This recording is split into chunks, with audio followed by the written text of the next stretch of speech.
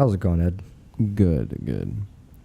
So, today I actually was thinking maybe we can cover a topic that's it's definitely touchy for a lot of people, and it could, you know, trigger some feelings if you've known some people who were suffering through any of this. But I wanted to talk about the topic of suicide today. All right. Well, basically, what stems this is because only about 2 weeks ago, a week and a half ago, there was a girl that went to our middle school.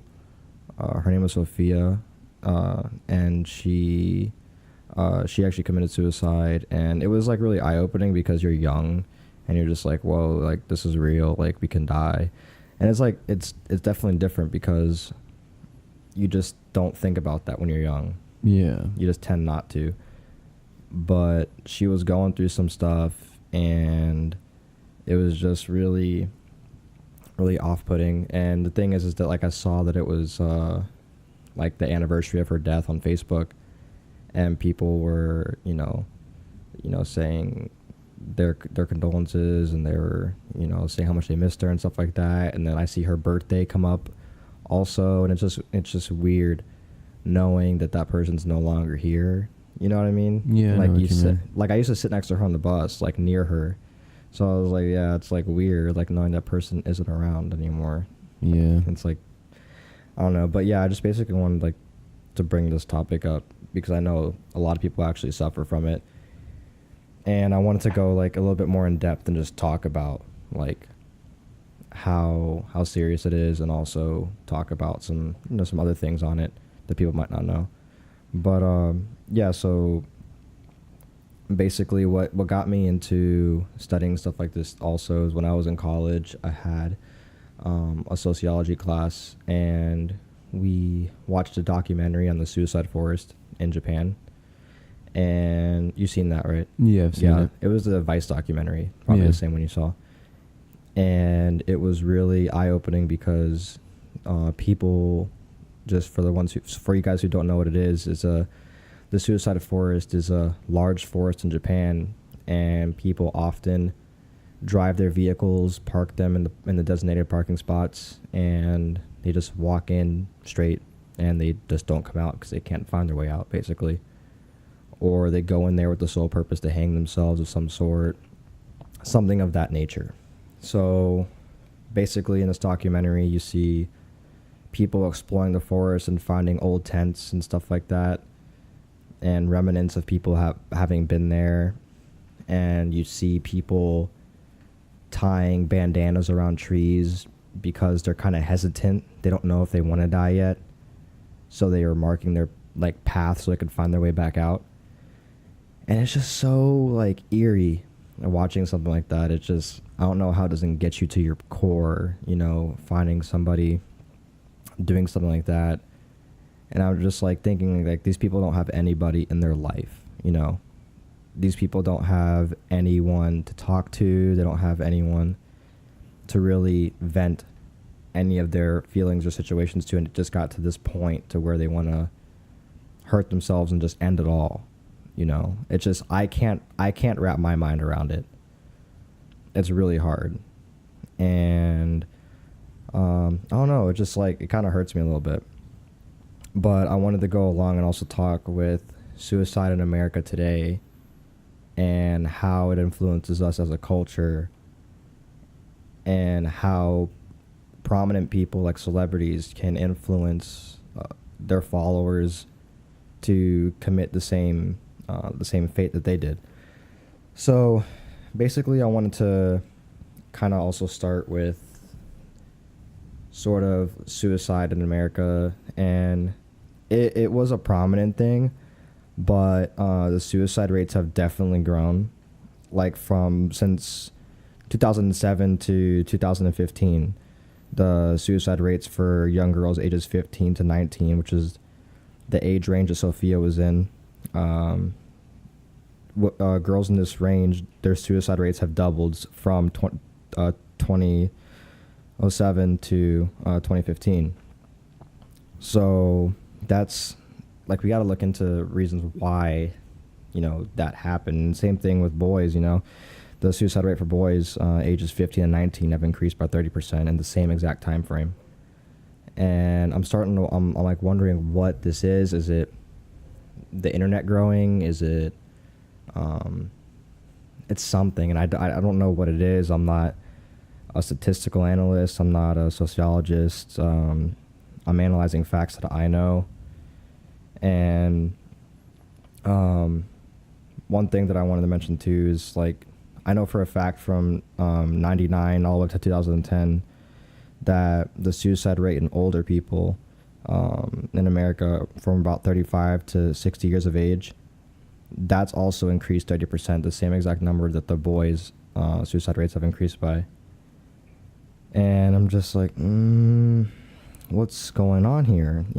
Which has been the largest increase in over 20 years. And I think that it gets even worse for older people in their 50s, which is where Robin Williams actually, took place in. And so men in their 50s, with rates rising over nearly 50%, and women aged 60 to 64 are rates going up to the 60% range. So it's just like people are like offing themselves like more and more, like as the years are going by, and it's just going out of control. Like it's kind of their way out, and there's nothing really against it. There's a suicide prevention day, and there's stuff like that, but there's a suicide helpline, which I definitely urge people to call if they have an issue. But that doesn't explain what's going on, what the whole picture is here. I know that one small key factor that can definitely play into this is, I don't know if you ever heard of copycat suicides. Yeah. So for people who don't know, copycat suicides are basically, so let's just say like Marilyn Monroe, okay? So she committed suicide, and once her suicide was verified to the public, it triggered a frenzy of multiple people in various age ranges to commit suicide in various areas. And it's weird because it kind of links people who have a fan base and people in that fan base. Whenever they do commit suicide, it gives the listener, the fan, verification, sort of like, hey, this person who I agree with heavily and listen to avidly has ended their life, so therefore they must know that is the answer, so I should do it myself. Right. And it's scary because these celebrities know that they have a status also, and I don't want to say that it's selfish of them. It is in a way, but they're going through their own battles that I don't know. But there are consequences to it, and that is one of the consequences. So there are actually a lot of cases of these suicides going on, and it's happened when a lot of prominent people have killed themselves. Kurt Cobain, Marilyn Monroe, what's the guy from Linkin Park? Chester, yeah, and then the guy from Soundgarden, and Chris Cornell, and Robin Williams. Like, all these people have noticed there were copycat killings, copycat suicides after the deaths of these people. And in some cases, TV shows have sparked stuff like this. Like, there's a TV show called 13 Reasons Why. And in that show, it's basically about a girl who was kind of done wrong by multiple people in her school. So she made videos, like tapes, cassette tapes of people and saying what they did wrong to her. And that's just another reason why. And it's basically a bunch of tapes that are saying how these people contributed to her committing suicide. And it's really a different kind of show, and it's interesting because during this show there were two girls who were watching it, totally different ends of the country. One was in California, one was in England, I believe. And what happened is one of them left behind notes saying, kind of mimicking the show, and she was known to be an avid watcher of it, and they both hung themselves.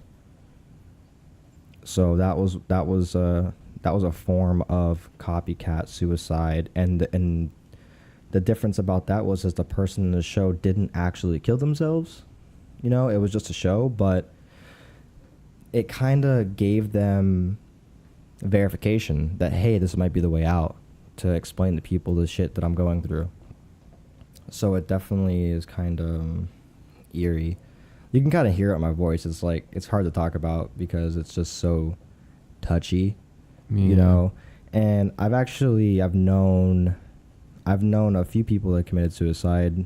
One of them is actually a partner of my dad's when he was working for this one ambulance company, but his name was Philip, and he was like, he used drugs, but he was really low key about it, and he was stealing them from the ambulance, I guess. So he got fired, and he was such a clean cut guy. You would never imagine he was doing drugs, heavier drugs. I see.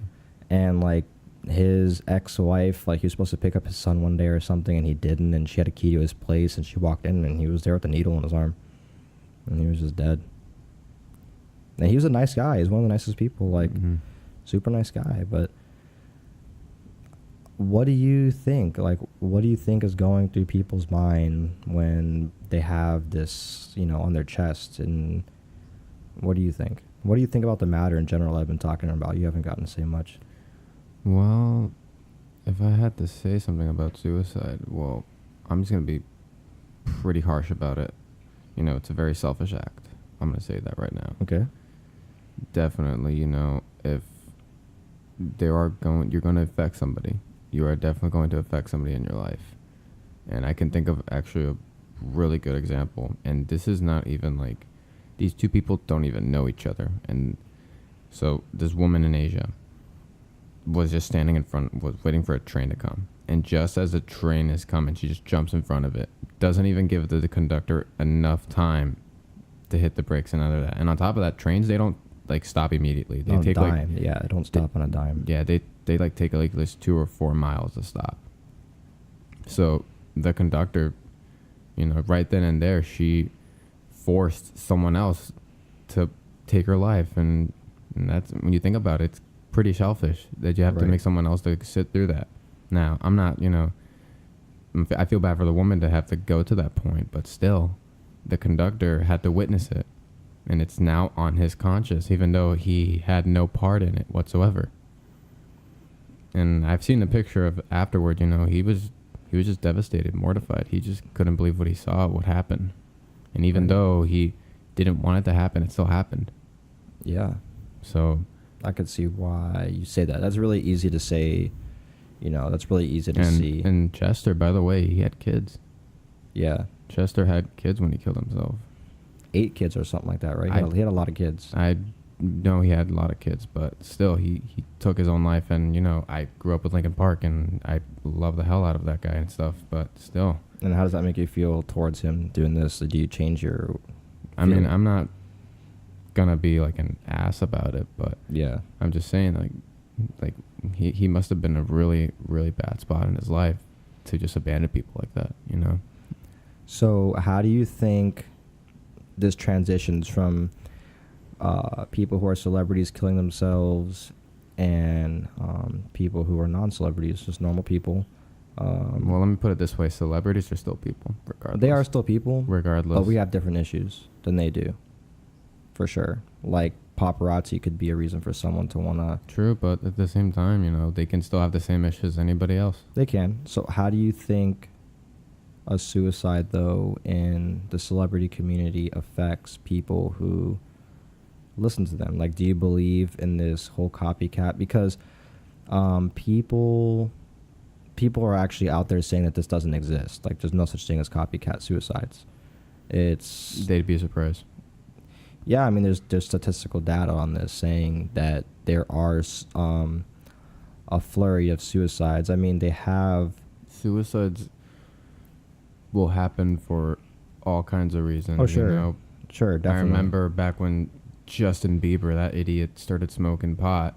Oh yeah, I remember that. there was girls physically hurting themselves. There was actually a Cutting. cutting themselves, and then there was one case of a girl who actually killed themselves over it. It's ridiculous. It's very ridiculous. So I'm just saying, like, there's so many reasons why for people to kill themselves, and some of them are just, it just doesn't make any sense, you know.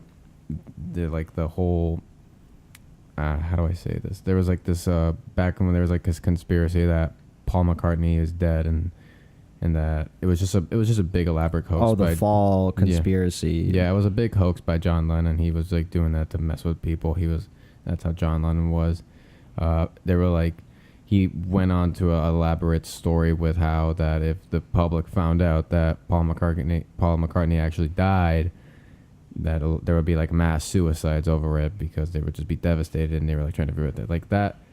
Like, it wasn't a real thing, but it was still a hoax. And then when it did came out, it was, and when people like kind of figured that whole pieced his whole story out, people did freak out over it and were actually believing it for a minute. Yeah, that. But he did end up coming out and say that, oh, it's not true. Right. So, yeah, that's definitely something. Do you think that do you think that John Lennon should have felt that there was blood on his hands because of that? What do you think? Dude, John Lennon's a dick. He's a dick, but do you think that he should feel guilty about what he did, or? I just said it. He's a dick. He is a dick, but what do you think? What do you think? I just said it. That's what I think. I know, but like, does that change like the view that people should have on him? Like, is he now considered kind of like the girl who told her boyfriend like through text to commit suicide? She's like, kill yourself, and I'll talk you through how to do it. And he was like, okay, and then he finally did it. And she was just put to trial, and she went to jail. She's in prison now because of it, of manslaughter. Like, do you consider John Lennon an act of manslaughter? Kind of by making these people think he's dead and their idol's dead. He just did that as an elaborate hoax. And didn't know the consequences, and he's a dumbass for it. I don't think he even cared about the consequences. When he came out, he just apologized and said, oh, yeah, no, it was just a joke. That's ridiculous. It's John Lennon. I know, but that just changes my outlook on him, besides the fact that he beat his kid. But I don't want to get off... And his wife. I don't want to get off topic, though, on that. Yeah, I know. I mean, another famous example I can think of is this professional wrestler called Chris Benoit. Oh, I remember that. Chris, if anybody watched the old WWF and WWE days before it got so corny and cheesy with childish shit, there was a really good professional wrestler called Chris Benoit. He was really good at what he did. He was very technical in the ring. He did his job very well, but he always suffered through head trauma. One of his basic move sets in his entire, like, how he did performing in the ring and all that was using headbutts and all that. He had like a signature technique that he would do from the top rope, like a flying headbutt down from the top rope, and he would just jump up and like just headbutt this other guy, and sometimes he'd hurt himself. There were times where he would say that he blacks out in the ring, and then when it's all said and done, he has no idea what's going on. He would always talk about that he was also a juicer, by the way. That's a lot. The roid rage and has a lot to do with that. And so what happened was he was at the height of his career, but one day he wasn't answering his phone, and they were, calling him saying like, hey, how's it going? Like, where are you at? And he's like, oh, I'm at the airport just doing some like luggage shit. And later on they find out that he's dead. And then they also find out that his wife and kids are dead. And then when they did investigations, they found out that he killed his wife and kids. And then they later found him hanged on on a treadmill. I think he, set up a treadmill and then just hung himself. And then he placed like Bibles next to his body, next to his dead wife's body and his dead kid's body. Jesus. Yeah. And then when they did an autopsy on him, they said that his brain was an 80-year-old Alzheimer's. Was that like an 80-year-old with Alzheimer's? Yeah, an 80-year-old with Alzheimer's. And I forgot what age he died in. I'd like to say in his 30s, maybe. Really? I don't know. Somewhere around there? I don't know. You can probably do a quick check on that. Yeah. But keep going about it. But yeah, that's yeah. And what after that, that whole that whole thing went on. The WWE kept decided to say, oh, we're just gonna keep him away from the history of WWE. And so that's one of the examples that I can think of of a really famous celebrity who killed himself, and that's very tragic. You don't know. He was 40. 40, yeah, he was okay. He was in his 40s, so still. Yeah, I mean, it's kind of also like, so when Kurt Cobain committed suicide, not only was that a really iffy suicide, people really don't think that he committed suicide. Yeah. Because of the amount of heroin in his system at the time, they said it would have been able to tranquilize an animal. And they said that the position of the shotgun that he had, it was just weird. It was just, something was off, and there's a big case on it. And the Seattle police, I heard, reopened the investigation recently, actually. And there's a lot of people who are thinking that it was a staged suicide by Courtney Love, which was who he was. I don't know if they were married at the time or it was his girlfriend, but one of the two. They were married. They were married? I think they were married. Okay, so but yeah. that ended up going really bad. Yeah, so if you guys are interested, you could look into that on your own. But basically, so after the death of Kurt Cobain, there was a number of copycat suicides, and they had song lyrics next to them, or they had Nirvana album on loop playing in their bedrooms or whatnot. It's pretty crazy stuff, Yeah. Do you have such a following, and then you decide to do this, and there's a number of consequences that you take. The people you leave behind, and the people who might care about you that you don't know. So in my case, the girl who committed suicide that I knew, I knew her. Not as a close person, but I knew of her. I've sat in the vicinity of her. I've had a couple of conversations with her, and yeah, it hurt. It hurt me because I just felt, I don't know, like a bad way about it. Like just someone did that I knew, and maybe I could have helped them. Maybe if I knew something, but her friends were so broken up over it, and one of our friends, Jason, he was really broken up about it, and he didn't really have a communication with her much. Maybe he even had less than me, I think, and he was really hurt by it. So there's people that you don't know that you're hurting, or that will be kind of like gobsmacked by it. And it's definitely difficult. It's difficult for you to be going through something because people don't understand it. It is a mental illness, that you're suffering with. Depression is huge, People think it's not that you're crazy, it's, and I know it's a really big cry for help, and there's a lot of signs that people give, and sometimes there's not a lot of signs that people give. But if for some reason you think something's off, just talk to somebody, especially if you're suffering through it, you think you can't talk to anybody. I urge you to call a suicide hotline, or call a friend, call someone. Message somebody from school that you used to go with or something. Say, hey, I know this is weird or whatever, but reach out to somebody who you feel won't judge you, because a lot of people are afraid of being judged. So they just do it, They don't want anyone else to be making bad opinions or impressions on them because of their mental state. Yeah. And it's definitely hard, man. It's hard to talk to somebody about that, I'm sure. Like, one thing that I wanted to bring up is the discussion of bullying, and that is a big issue that we're having. It's causing a lot of systemic triggers in society today, such as, I believe school shootings and whatnot. We're looking at a lot of things as the small thing, and I don't want to sound like I'm demeaning something that is very big. I think that personally, we say something like a weapon, a firearm is very bad in place, but it's not as bad as somebody driving somebody to that state. Yeah.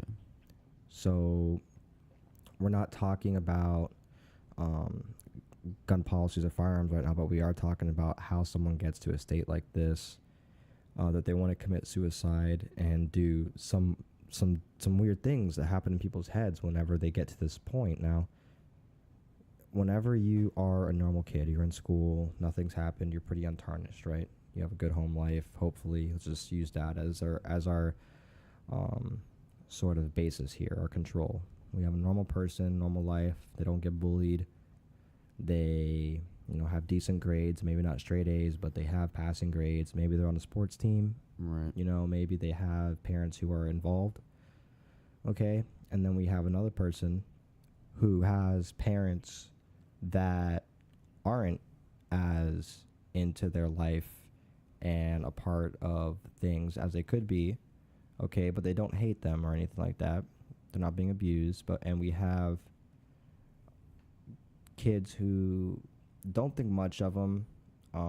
Maybe that he gets bullied a little bit, made fun of. Something happens throughout school that he's marked, basically, and people always use that against him. And those things can be triggers, and over a course of a period of time, they can cause people to shift in their mentality.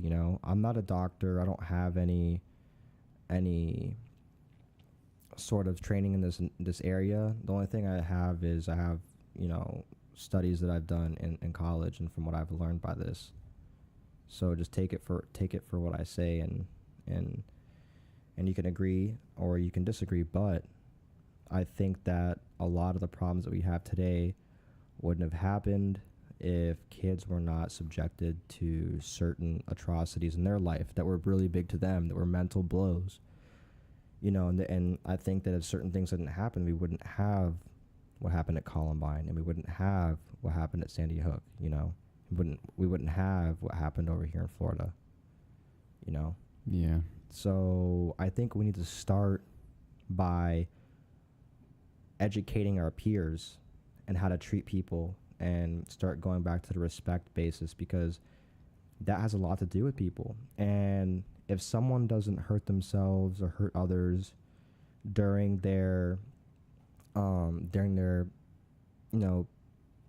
life, middle school, high school, then when they get older, they pose an even bigger threat, because it's a ticking time bomb. If they don't seek help, if they haven't seen a counselor, if they haven't been reprimanded by people who have bullied them and they haven't been told sorry, or these things stick with people, and they end up having these moments kind of where they stare off when they're thinking of something. And what are they thinking of? Well, it's probably what happened to them back in the day, because it's just something that people like to fixate on whenever they're going through an issue. Whenever you're depressed, you tend to fixate on the thing that is making you depressed, which furthers your condition. And if you're not seeking help, you're not getting advice from anybody, family members aren't aware, you feel like nobody cares. But the thing is, you can't tell people. You feel like you can't, because when you do, people are going to think you're crazy. And you're getting hit by all these possibilities at once. My family's going to think different of me. My friends are going to not understand.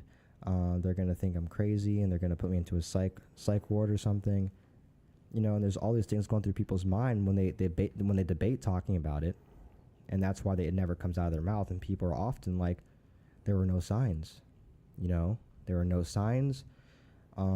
He just, went to school one day, said he'd be back, and I hear something on the news that there's a shooting at the school, or there were no signs, and we came home and he or she was hung in their room, or someone overdosed on pills. Generally there are no signs, and sometimes there are. Sometimes people are like, yeah, that person was always kind of sad. I can't see myself thinking that somebody might be feeling some kind of way and me not wanting to help if I knew or thought. You know what I mean? Like, for instance, whenever I was in college, there was actually, it was my sociology class, and I've talked about this before on a previous episode. I met a buddy of mine named Matt, and I always was just like, there was this learning class introduction technique that he was doing in class that day for the first day. And what he did was he told everybody to buddy up with somebody random and just introduce yourselves and just talk for the whole class. And that was the lesson for the day: talk and introduce. So I was just sitting next to this guy, and he was basically, he wasn't wanting to talk. So I was looking around the class, and I saw one kid sitting by himself. I was like, he seems interesting. So, I switched seats, and I talked to him because, like, one thing that went through my head is, why is he alienated, for one? Another thing is I was just like, I don't know what's going on in his life. He might have a really good life. He might have a really shitty life. He might have whatever. But maybe if I talk to him today, that might make him feel better, like, whatever day he's having, Communication always helps people usually. It tends to help more than hurt most of the time. So I did that, and to this day, me and him are really good friends, and he super cool dude, but that's what was going through my head. I didn't know what his state of mind was, and I was just like, if I was the only kid not hanging out with somebody in class, I'd be like, what's wrong? What's wrong with me? Do I stink or something? But no, he was super cool dude. We're still really good friends. But, yeah, we really need to start by this whole bullying thing, and there needs to be punishments for it. Like when there was these whole, do you remember the whole Facebook bullying stuff a few years back, like 5 or 6 years back? Yeah. There was this whole push for Facebook bullying, for cyberbullying to end, to not be a thing anymore, and people were getting charged and thrown in jail. I mean, I know Florida has some really harsh bullying laws. Oh, yeah. Like, really harsh. Zero tolerance. I mean, back in elementary school, I saw two of my classmates get arrested because they always bullied a girl. Really? And they were arrested. Shit, I didn't know it was that, because yeah, that was years ago. And then eventually they were pulled out of the class because they just, when they came back, one of them was pulled out of the class. The other one ended up stopping and ended up leaving the girl alone. But the other one, for some reason, just had a really bad issue, and everybody at that point was just like, okay, man, okay, girl, what's your problem? And after that, they just pulled her out of the class. And then, well, she ended up turning out really fucking Really? bad. Really? Yeah, she ended up stalking a kid too. Like, goddamn. See, when things happen like that, it alters in people's minds. When somebody does something to you, you can turn for the worst. You can turn for the really, really bad. You could turn for the best. You don't know. It depends how much someone harps on it, how bad that person really was to them.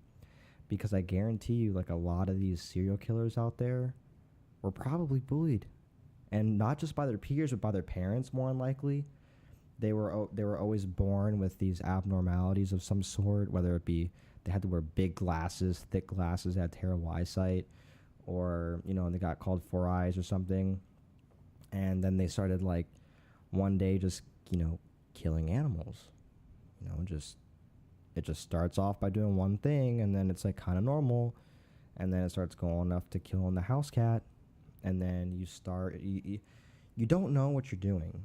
When you're bullying somebody, you're potentially creating the next mass shooter, the next serial killer, the next something, or you're creating a strong individual, because there are strong individuals that overcome bullying and become Olympic athletes. They become actors, songwriters, very successful people, CEOs. I actually was in a TV show called Secret Millionaire a while ago, and I was with a group called Envy, and what that group did, it was against bullying. It was an organization against bullying, and I was a part of that with my sister, and Jahira Sanders is the founder of it, and we've known her for years, and she actually used to date my mom. My mom turned, like, lesbian for a little bit, and they dated, so that's how we knew each other. And we always would tell her, like, not on my watch or whatever, for anything. It was like a slogan. And so she used not on my watch for her campaigns, for all of them. It was like the slogan for the company.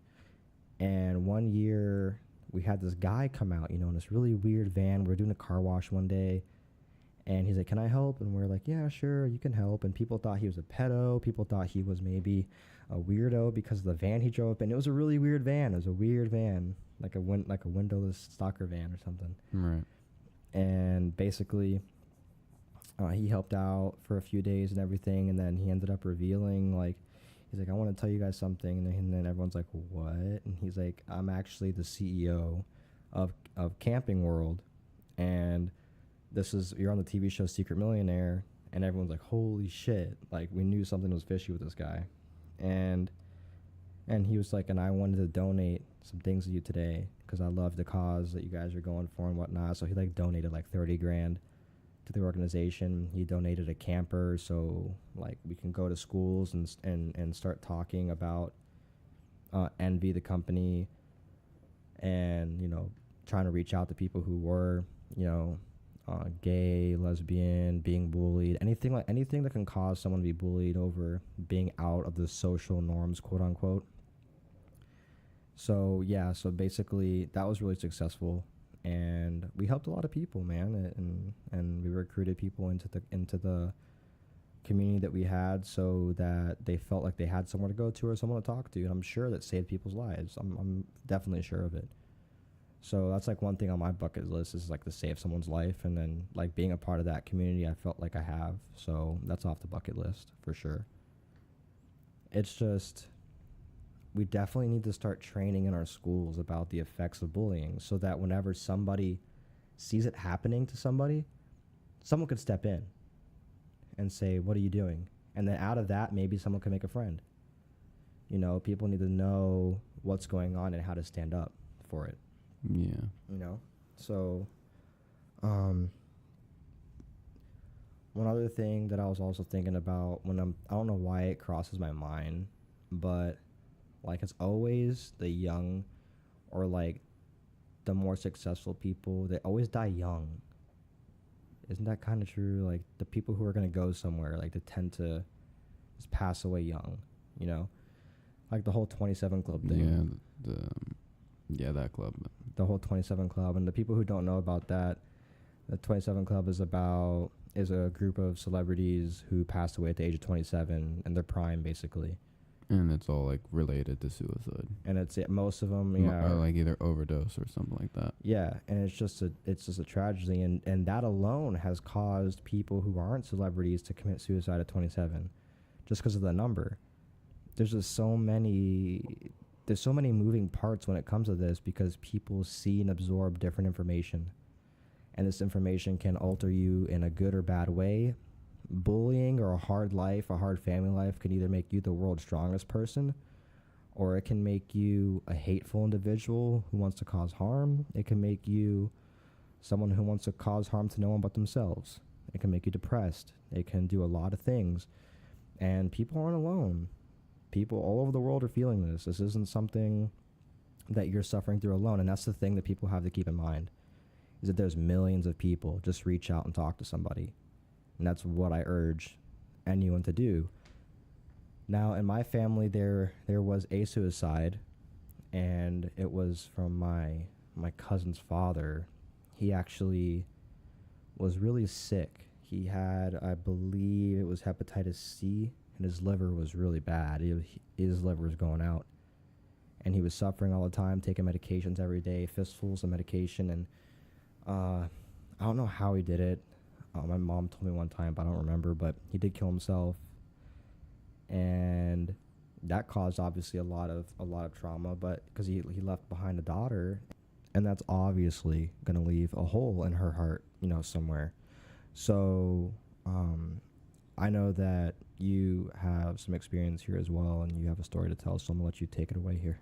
All right. So I had a cousin back in a couple years ago, and I guess he was like my mom's nephew or something. And he did a lot of drugs and kind of fell with the wrong crowd. And eventually it really got to him. And just one day he just took a gun to his head and blew his brains out. Now, you know, obviously everybody in my family was devastated. My mom, you know, she was pretty devastated. Now, me myself, and I want to, you know, say this, like, not everybody, you know, a lot of people has different views on suicide. You know, some people, you know, obviously think it's very tragic, and there are some people who think it's cowardly. Now, I'm neither of those two. To be honest, when I heard that, I was like, sucks. And yeah, like if anybody in my family hears this, they're gonna be like, what the hell? I'm sorry, but that's how I viewed it. I didn't really care, and to this day, I still don't. And I've struggled with that kind of thoughts before. Back in middle school, I was bullied too, and I hated it. I eventually overcame it, and then after a while, like back when I started doing like some drugs myself, I was like in that state. Like I broke down so many times, and I was just like, I really wanted to kill myself sometimes. But I overcame those now. So what I'm trying to get at is just like, I'm like speaking more of a personal experience myself, and I never really knew my cousin like that. So when I heard that, I was just like, I know he's family. I know he was like very dear to everybody, but for me, I couldn't feel anything. For me, I was just like, sucks. It seems like it hurt you a lot, kind of, because no. Did you ever see your cousin? I only saw him once, and to be honest, like I'm trying to say that. Like you didn't, yeah, because it seemed like for a second you were kind of welling up. That's why I was just like, no, I'm actually struggling to breathe right now. Oh, okay. Because like one of my noses is clogged. Okay. So, but what I'm trying to say is like I just really, I don't want to sound so like cruel and like the cold-hearted. Yeah, like that's what I'm trying to get at. Like I don't want to sound like a cold-hearted person. It's just like I didn't. Yeah. I couldn't feel bad. Or it sounds like you also could have been mad that he was causing your family some heartache. Nah. No, like I understood where they were coming from. I understood that they missed them and everything. So I understood that, but like at the end, I just was just like it just wasn't clicking. It wasn't like the reality of it wasn't clicking. No, I didn't care. Yeah. Like I just, simple as that, I didn't care. It was just news. Exactly. And I hate to put it like that. I really do. And like I said, if my mother heard this right now, she'd be probably upset. Right. With me, but down to it, like I just couldn't relate to that news anyway. And even though like I've struggled with that myself and almost kind of did it a few times, I still couldn't just, like, I don't know, I just still couldn't feel bad for it. Yeah. So that actually is a really good way to... And we all have different perspectives on suicide, and that's what I'm trying to get at. Yeah. Some people will hear this right now, and some people will probably agree, like, like, sucks. Yeah. Some other people will be, heartbroken, saying that's terrible that happened, it's tragic. And then there are going to be people who are going to be harsh and cruel about it, saying like that he was a coward. Why Right. did he do that? He should have talked to his family. And instead, he hurt his family in the process, just because he wanted to relieve himself of a mental pain. And it's just yeah. Now, that's a really good way that you put that in a really different perspective. So maybe there are people out there that will feel that way, and I'm sure. Now, I wanted to say, thanks for sharing. I wanted to say one thing that was like on my mind that my sociology teacher, Dr. G, taught. And he always said that pain is temporary, suicide, something that you do is forever. It is. It's a forever thing. And this pain is temporary, and what you're going to do is going to be forever. Now, in that class, we had to watch a movie, and I forget the name of it.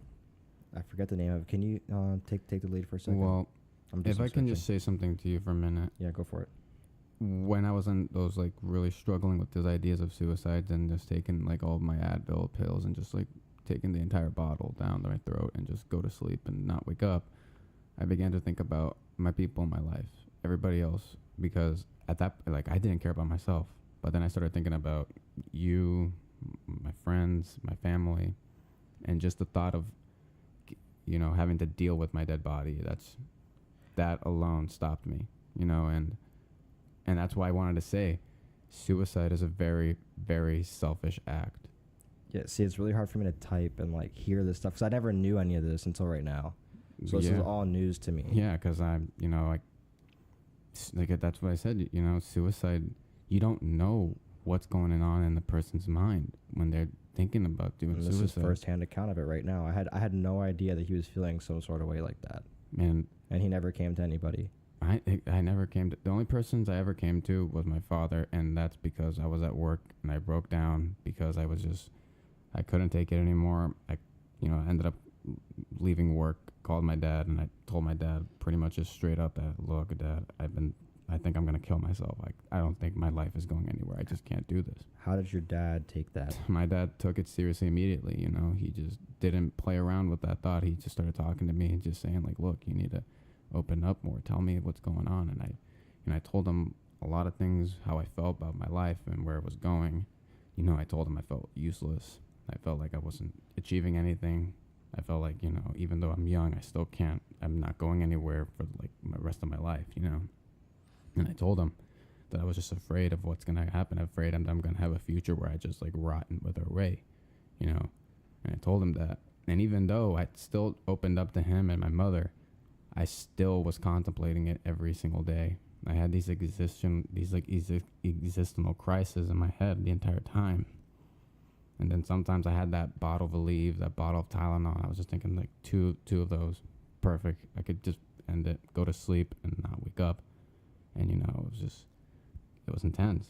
Yeah. And so like, but what really made me stop was that I thought of everyone. The aftermath that people would have to deal with. Exactly. Picking up the pieces. You know, and I knew for a fact that certain people in my life would just be extremely devastated, you know, and I always told myself that there's nobody in my life that cares about me. But then I realized that there are. And even though it was a small number of people, I still knew that those small number of people. You're really important. You are really important too. And that's, you know, that alone just had like an inner battle with myself. Yeah. And I just like, that's what it is. It's a battle. And I just like said, you know, it's not worth it. It's not worth causing this pain for people. I don't want to cause that pain just because I want to just stop my own. So I ended up opening up again to a few more people. Turns out I had a friend who was relating with me the same, and then he kind of started giving me his wisdom of how he overcame his problems as well. And I said, you know, I think it's just for me to like shape up, start finding something for me to do. And, you know, like I guess I found hobbies that kind of entertained me for a bit. Those hobbies I'm not really doing those hobbies anymore. Kind of outgrew them, but, and sorry, my nose is clogged. So I'm like, oh, you're good. Take a drink if you need. No, like my nose is like clogged. So I'm like having a little bit nasally. Yeah. So like what I'm trying to get at, like, suicide, it is a very selfish act, and I don't think anybody will disagree with that, because in the end, you're going to be causing somebody a problem. You're going to be causing somebody a problem, whether you know that person or whether you don't know that person. You put it better than I could have, you know, ever put it. So thanks for sharing that. Definitely. You know, I know it's probably really hard to talk about, especially on a podcast, but it's like, it's true. And you see, I didn't know any of that. I didn't know one thing that was going on. And me and Edris are super close. We are. You know, we live together, and we've been hanging out since the end of middle school, basically, and known him for going on like 8 years now. And it's crazy, you know. And also, I want to bring up, it's easy to do it. Oh yeah, it's stupid easy. Like, it's stupid. It's just ridiculously easy how to kill yourself. You know, you don't even have to look it up. It doesn't take courage to do it either. All it is, it might feel like you're having courage, and that might be why it feels like it is, like it's a good choice, because you could show that you have courage in your life by taking your life. Maybe that's the rationale behind it. But the thing is, it's not courageous at all. You know, why can't you take the feelings that you're feeling, overcome them, and go out and help somebody else, you know, just like your friend did that you're talking about? That's saving a life. In my eyes, he saved a life, and I don't know who he is, but I'm thankful for him talking to you. So that definitely helps, you know. just like I mentioned earlier, if you're having issues, go reach out to somebody who maybe you went to school with, maybe he was an old friend or something, and let him know how you're feeling. You know, they won't judge you, I'm sure. And I'm gonna say it this way: suck it up. Yeah, and suck it up and talk to somebody. You know, that sounds harsh, but seriously, suck it up. Take whatever pride you have left, throw it out the window, and talk to somebody. Call the suicide hotline. You know, hell, even go to some random stranger, and if that random stranger decides to hear you out, and then no matter what your problem is, you know. And if you think you know somebody, just hear them out. Don't give them an explanation. Don't give them an answer to what. Just hear them out. They're not looking for an answer. They're not looking for explanations to their problem. They just want to hear somebody to hear about their problems, to like take the time to sympathize with them and maybe empathize with them, you know, and help you figure it out. Exactly, also. You know, it's all about hearing them out. It's not all about like trying to solve and figure it out. Hear them out, talk to them, let them speak what's on their mind, and that's all I gotta say. Yeah, so I'm just gonna add on that very little.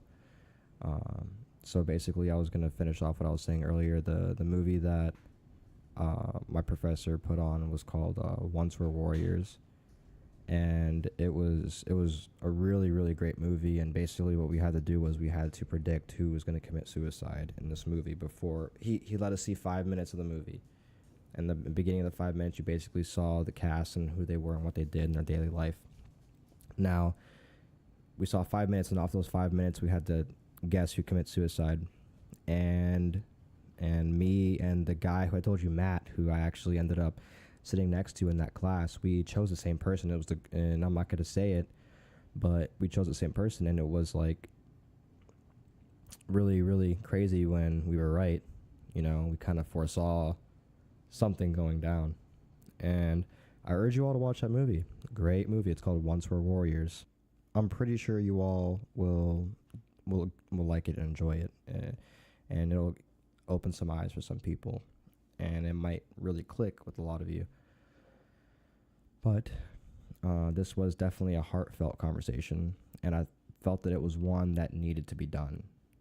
And I'm just really glad that it's out there, and I hope that it helps some of you who are struggling, and that you can take this and take our advice and get the help you need, or comment on the podcast below. You know, we're more than welcome to engage with everybody. You know, always share your opinion and whatnot. Chime in on the conversation always. And, you know, if you ever have any questions, you can just leave them in the comments. We'll definitely get to them. And, I want to wrap this up. And I think we hit all the notes that we needed to. Yeah. And explain things to people that might not know go on in people's heads. And before we go off the air, I want to have you guys go and make sure you give us a follow on all of our social media platforms at Bear Mind Trip. And also we want to put in the National Suicide Prevention Lifeline. And if you can give that a call at any time, it's 24 hours anywhere in the world. The number is 1-800-273-8255. Just if you ever feel any type of way and you don't have anybody to talk with, if you don't have family for some reason, if you don't have anything, you can definitely give them a call, and they can see what they can do to help you get the help that you need. So before we sign off, I wanted to mention a quick story. I had a friend of mine named Sebastian, and he actually had a family that was traveling to Miami, and what happened is they got into a multi-car accident, and his entire family died.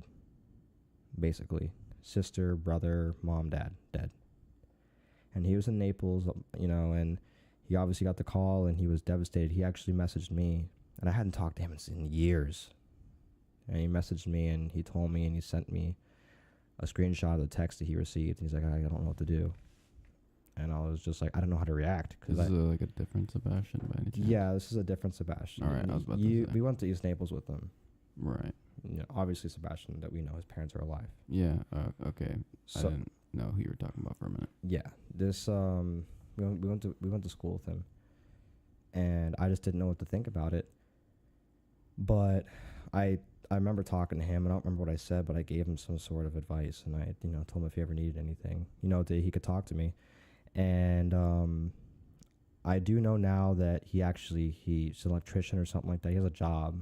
He's doing something with cars, actually. I think he's doing something with electrical cars, or he's working on vehicles. But point is, he overcame that. That is a huge blow. Everything he had in his life was gone. And he was still a minor when this happened. So I just think if he can get through that, anyone can get through something. He lost everything. So take that for what it is. You guys have the number for the hotline or the lifeline. And yeah, if you guys have any other questions, you could definitely leave the comments below. Give some topics you'd like to talk about and cover. But we're going to be signing off here. You have a good one. Peace.